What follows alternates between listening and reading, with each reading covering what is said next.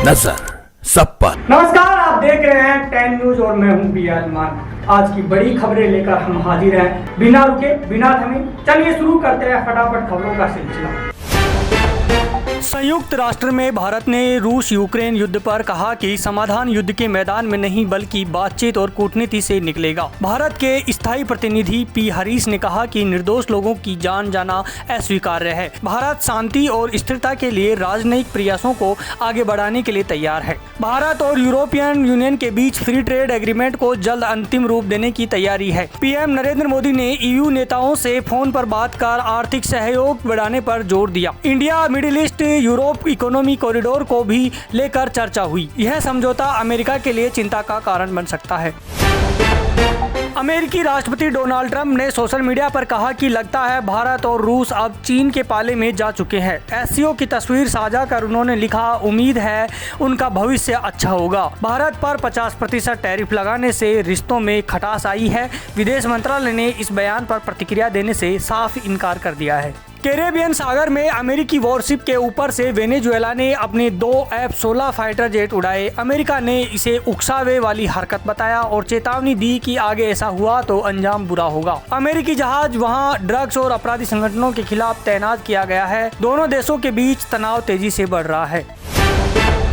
France के राष्ट्रपति Macron ने कहा कि 26 देशों ने यूक्रेन को युद्ध के बाद सुरक्षा गारंटी देने का वादा किया है। साथ ही इंटरनेशनल फोर्स तैनात करने का निर्णय हुआ। समिट में जेलेंस्की ने ट्रंप से भी समर्थन मांगा। ईयू और सहयोगी देश रूस के खिलाफ मोर्चा मजबूत करने की रणनीति पर काम कर रहे हैं। अनुतिन चान विराकुल थाईलैंड के नए प्रधानमंत्री बने हैं। उन्हें प्रतिनिधि सभा में बहुमत से वोट मिले। राजा से मंजूरी के बाद वे पदभार संभालेंगे। अनुतिन बूमजैथाई पार्टी के नेता हैं और सिनावात्रा परिवार के स्थान पर आए हैं। दिलचस्प बात यह है कि उनका नाम थाईलैंड में गांजा वैधीकरण से जुड़ा हुआ है। अमेरिकी व्हाइट हाउस में राष्ट्रपति ट्रंप ने दिग्गज टेक उद्यमियों के लिए डिनर पार्टी दी। इसमें गूगल के सुंदर पिचाई, मेटा के मार्क जगरबर्ग और ओपन एआई के सैम ऑल्टमैन मौजूद रहे। ट्रंप ने इन्हें हाई आईक्यू ग्रुप बताया। दिलचस्प बात यह रही कि टेस्ला सीईओ एलन मस्क को इसमें न्योता नहीं दिया गया। अमेरिका के पूर्व राष्ट्रीय सुरक्षा सलाहकार जॉन बोल्टन ने कहा कि ट्रंप की नीतियों ने भारत अमेरिका संबंध दशकों पीछे धकेल दिया है। उनके मुताबिक मोदी अब रूस और चीन के करीब हैं। बोल्टन ने आरोप लगाया कि व्हाइट हाउस ने बड़ी गलती की और अब स्थिति को सुधारना बेहद मुश्किल होगा। लेखिका तस्लीमा नसरीन ने ट्वीट कर कहा कि भारत हमेशा शरण देने में आगे रहा है और फिर नास्तिकों और फ्री थिंकर्स को क्यों नहीं। उन्होंने लिखा कि सोचने और सवाल उठाने के अधिकार को अपराध मानना शर्मनाक है। उनका बयान सोशल मीडिया पर वायरल हुआ और लोग इसे अभिव्यक्ति की स्वतंत्रता से जोड़कर देख रहे हैं। गोरखपुर में chief of defence staff general Anil Chauhan ने कहा कि जैसे शरीर के लिए खून जरूरी है वैसे ही राष्ट्र के लिए विचारधारा जरूरी है। उन्होंने चेताया कि दुश्मन परमाणु हथियारों से लैस है और सीमा विवाद बड़ी चुनौती है। सीएम योगी संग सेमिनार में उन्होंने यह संदेश दिया। मुंबई पुलिस को व्हाट्सएप पर धमकी भरा मैसेज मिला। दावा किया गया कि लश्कर-ए जिहादी के 14 आतंकी शहर में दाखिल हुए हैं और 34 गाड़ियों में 400 किलो आरडीएक्स लगाकर ब्लास्ट की योजना है। अनंत चतुर्दशी से पहले हाई अलर्ट घोषित। एटीएस और पुलिस ने जांच शुरू की और सुरक्षा बढ़ा दी है। कर्नाटक सीएम सिद्धरमैया ने राष्ट्रपति द्रौपदी मुर्मू से पूछा, क्या आपको कन्नड़ आती है? जवाब में राष्ट्रपति बोली, हर भाषा से प्यार है, कन्नड़ भी सीखने की कोशिश करूंगी। बीजेपी ने इसे राष्ट्रपति का अपमान बताया। कांग्रेस पर तंज कसते हुए कहा कि सोनिया गांधी से ऐसा सवाल पूछने की हिम्मत क्यों नहीं।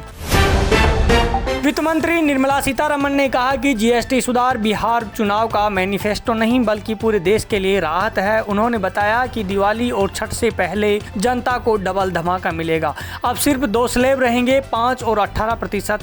हानिकारक व लग्जरी सामान पर अब भी 40% टैक्स लगेगा।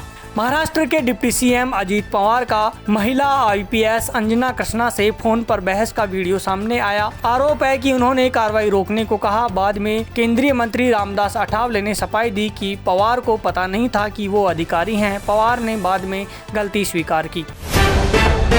कांग्रेस केरल इकाई ने पोस्ट किया, बीडी और बिहार दोनों बी से शुरू होते हैं। बीजेपी ने इसे बिहारियों का अपमान बताया। जदयू सांसद ने भी तंज कसा। विवाद बढ़ने पर कांग्रेस ने पोस्ट डिलीट कर माफी मांगी। लिखा कि बयान तोड़ मरोड़ कर पेश हुआ, अगर किसी को ठेस पहुंची तो खेद है। छत्तीसगढ़ के दंतेवाड़ा नारायणपुर बॉर्डर पर सुरक्षा बलों और नक्सलियों के बीच मुठभेड़ हुई। सूचना मिली थी कि बड़े नक्सली नेताओं की मीटिंग हो रही है। जवानों की कार्रवाई में अब तक 6 नक्सलियों को मारे जाने की खबर है। ऑपरेशन जारी है और मारे गए नक्सलियों की संख्या बढ़ सकती है।